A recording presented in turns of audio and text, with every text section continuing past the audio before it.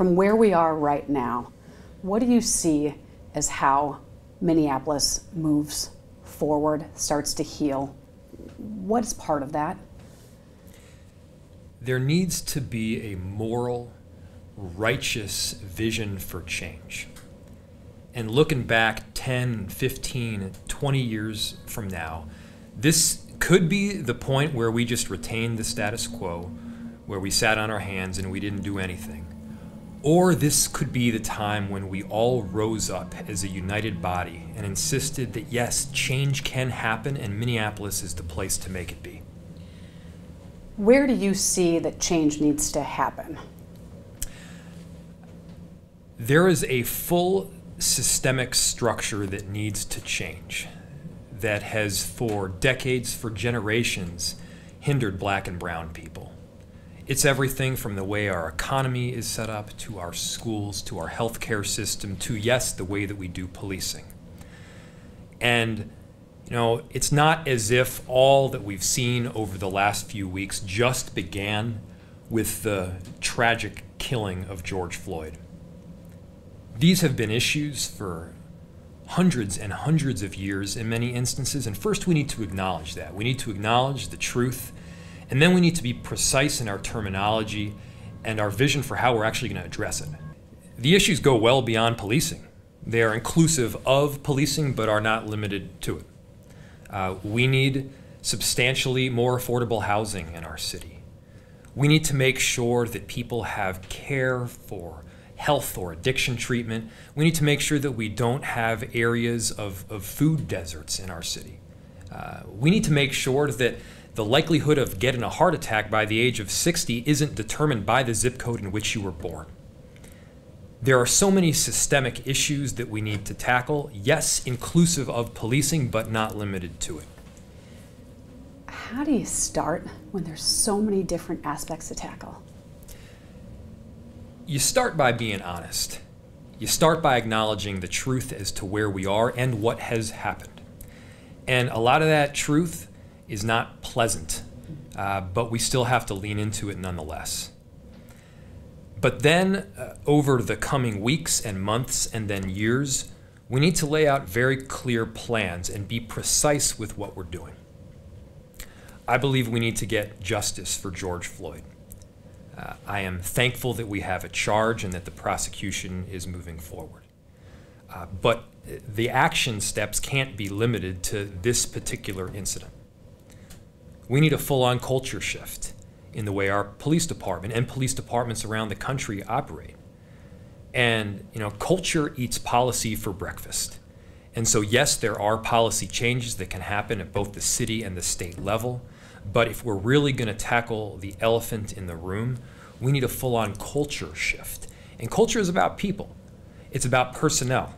It's being able to bring in and retain officers that have the utmost compassion and integrity and are in line with everything that our Chief Arredondo is pushing. And it means the ability to get the officers out that are not abiding by that mentality. And in so many instances, mayors and chief alike have been hamstrung. We've been prevented from making the necessary disciplinary and termination actions by a system that is set up by the union contract, by the collective bargaining agreement, by the arbitration provision at the state level that returns as much as 45% of the cases right back to the city. We terminate somebody, and then a year later they get brought right back.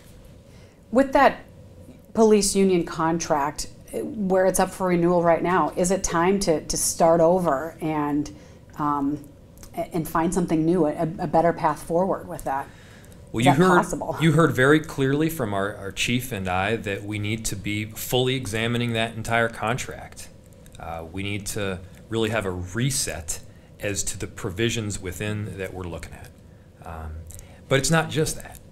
You know, we have an arbitration provision at the state that, again, returns as much as 45% of the cases right back to the city. It was frustrating, to say the least, that this was something that we advocated for. This is something that we need to see change, but it wasn't brought up during this last legislative session. It needs to be. If we're really serious about police reform, then that means culture shift. And if we're really serious about culture shift, we need the ability to terminate and discipline officers that do not have the right mindset. There are so many things that we're talking about changing, that need to change, that will take time to change. What can happen in the here and now to help heal? There's a lot that can happen right now and needs to happen right now. We are going to have a constant drumbeat of policy reforms that are moving forward, both at the city level as well as those that we're advocating in other areas. We will see change with respect to how our police department operates. We will see a full culture shift because the truth is we need to. There's not an option otherwise. But then beyond that, as we recover, as we renew, as we see these neighborhoods and corridors really come back to life, we need to make sure we're centering Black voices in everything we're doing. We need to make sure that they've got the proper resources, but in many instances actually have ownership to be able to build intergenerational wealth. You know, Minneapolis could be on the precipice of something amazing. We need to harness, we need to channel all that anger and sadness and energy, and then point it in the direction of clear and precise change. What is your message to the community about your commitment to making this happen? I'm all in. I love this city, I believe in Minneapolis, and I know that we can harness all of this energy we're seeing, all the frustration and sadness towards a common result. Do you think we can get there? You know, I'm an optimist, but I do. Is it going to be overnight or next week or next month? No, it won't. We've got a lot of impatience right now, and that's a good thing. We need impatience. We need people that are demanding urgency and are demanding change. And what we're asking for is for everyone, electeds, community, nonprofits, private sector, to all continue forward and not drop this in a month or two, but keep it going towards the end result.